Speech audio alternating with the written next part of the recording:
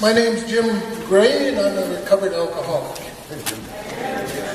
I'm going to tell you what happened, what we're doing here, and how we're doing it.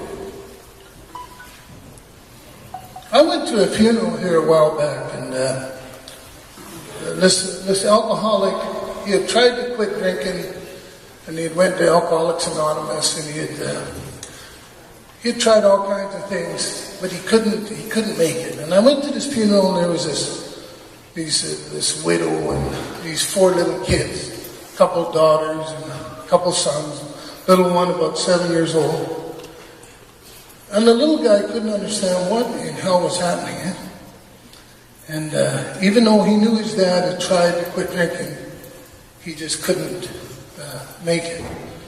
And that was January 13th, 1959. And that, of course, I was a 7-year-old. So alcoholism's been around with me for quite a length of time. So anyhow, I decided at that point, I was a little mad at God at that point, why he took my father, but it's the way it is. I have a better understanding today than I did then, a little bit better. But I decided I'd never do that to my children. My father was an alcoholic and died from it, and I'm never going to do that. And so what happened is I got married, took a hostage, and had my 3 sons here, and made it through I think it was 1990, October 13th, 1990, when I finally crashed. And I'd become my father. I hadn't quite died yet, but I'd definitely become my father. I couldn't quit drinking. I didn't know what to do about it. And my wife left and took my children. And that was the start of my recovery. So October 13th, 1990. So I've been at it a few years now. So I lost my sons, and that was the main thing. I think everybody needs a low point in their life, and that definitely was mine after my father, and that was the next one. So I got into recovery, started going to Alcoholics Anonymous, and I went to this little day program. And the day program is a program these guys have today, a 6-week program. That's worked for me, and it's working for hundreds of others. So a year later, this is after I was sober a year, I got custody of my 3 sons. They were 6, 8, and 10. And they're still with me today. We've been all over the place, moved up north of Yellowknife, and did all kinds of stuff in sobriety, 4 bachelors. But we all survived it, and none of them have any apparent addictions at this point.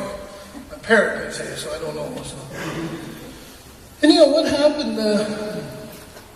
I moved back south here to Lacombe, and I had 15 years sobriety, and one night at 3 a.m. I get a call, and he says, Mr. Gray, this is RCMP. Your son's been in an accident, and it doesn't look good. And that's a call I never want any of you parents to ever get, or any of you grandparents, because it's a devastating call. And I can... feel it today as if it was, it's 7 years now. Anyhow, on my way to the hospital in Edmonton, found out my son had been transferred there, and I phoned my second son, Andy, here, and he met me in Edmonton, and there was Mitchell laying in a gurney with his legs sticking out, and teeth missing, tube down his throat, and all this. He had been hit by an impaired driver. He wasn't impaired, but alcohol come back to bite me in the ass again after all those years, 15 years sobriety. And I thought, how can I get drunk drivers off the road? And so this is my contribution to try and get drunk drivers off the road. My son survived. Mitchell, he's in the back here, and we're just going to show you a picture if I can figure this out.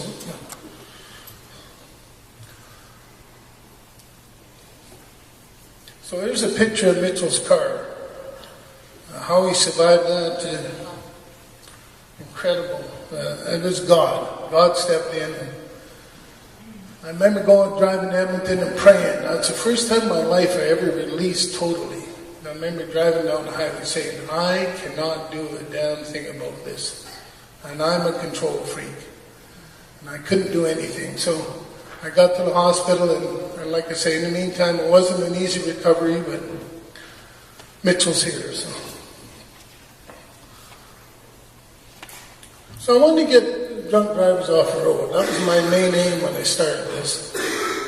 I went to some MAD meetings, but I found that the MAD meetings they were more concerned about hanging the impaired driver, which I suppose is efficient in one way, but it really doesn't stop alcoholism. So my thoughts are, if I can sober somebody up here, his kids won't see him drive. His grandchildren won't see him drink and drive. And his grandchildren might not run into your grandchildren. Who knows? And that's where I come from. And I just wish the whole world would quit impaired driving, but hey, what can I do? I've done my little part here.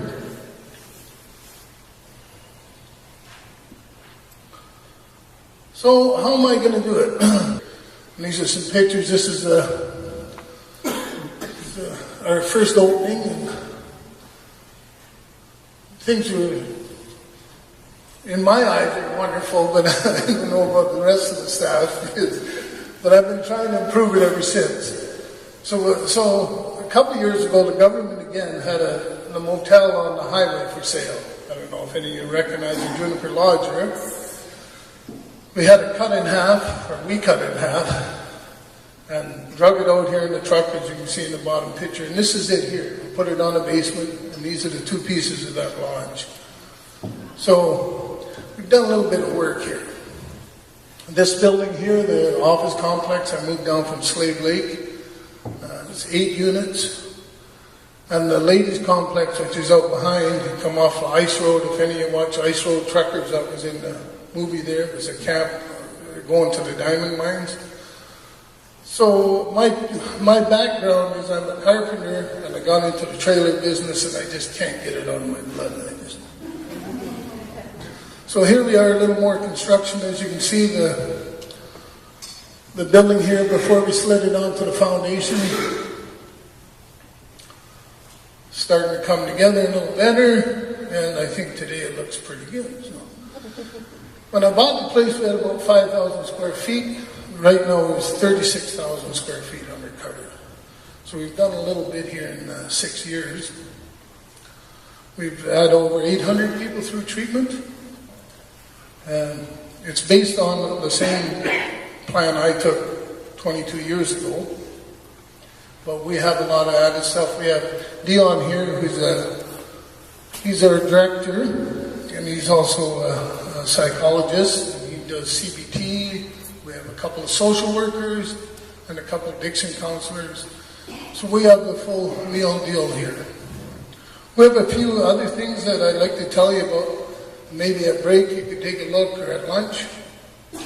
Out in the back quarter there, in the corner, we have an addiction graveyard. And this is very unique to this facility, where people write their addiction on a gravestone, and they leave it in a ceremony. We take them up, drum them up during the ceremony, the counselors do, and they leave their addiction there, and they let it go. And it's a pretty profound experience. All the families are here, and it's a pretty heart-touching ceremony. And that's what makes us unique here, is that we're very hands-on. We all have, not all of us, but most of us come from an addictive background. And so we know where people are at when they first come in. My main problem here is because I've never been on a government tip, so I have no money from the government. So I have no direction here, no business partners. So I needed some direction as far as business went. And I read this book called The Monk Who Sold His Ferrari.